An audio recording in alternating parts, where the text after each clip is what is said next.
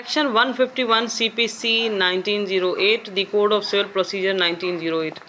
तो section 151 savings on inherent power of court, जिसका title है savings on inherent power of court. अब मैं सबसे पहले आपको सेविंग्स का मतलब बताती चलूँ कि वो सही और गलत में डिफ्रेंशिएट करना या फिर सही करना और गलत से बचाना कोर्ट को।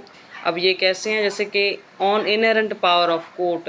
अब ये जो इनहेरेंट नेचुरल पावर है कोर्ट की, कैसे, जैसे कि एक सर्टेन क्राइम हुआ या कुछ भी हुआ, तो मैं पहले बताती चलूँ कि यहाँ पर कोर्ट मेंशन नहीं है। कौन सी कोर्ट? तो सीपीसी की हैं ये, तो जाहिर सी बात है सिविल कोर्ट ही होगी।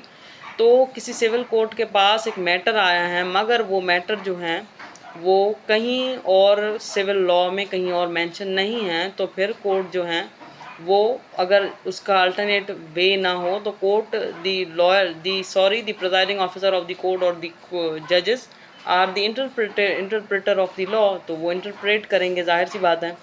तो फिर वो जो है वो अपनी इनहेरेंट पावर यूज़ करते हुए जो भी वे उन्हें सही लगता है उस तरीके से उस मैटर को जो है वो इंटरप्रेट करेंगे, फैसला देंगे। मगर वो ये तब राइट यूज़ होंगे जब अल्टरनेट वे अवेलेबल नहीं होगा। अगर होगा तो फिर ये इनहेरेंट पावर यूज़ नहीं होंगे। That is called savings. Means सही के क्या हैं? सही ये हैं कि अगर अवेलेबल ना हो तो ये इनहेरेंट पावर यूज़ कर सकते हैं जो नेचुरली कोर्ट के पास हैं। तो यहाँ पर आई एम टेलिंग यू के ऑर्डर जो हैं, ऑर्डर मेड अंडर 151 सीपीसी, वो जो है वो नॉन अपीलेबल हैं। और ये इसके अगर ऑर्डर कोर्ट ने पास किया है एज़ पर 151, तो वो जो है वो अपीलेबल नहीं है। Hope so you understand.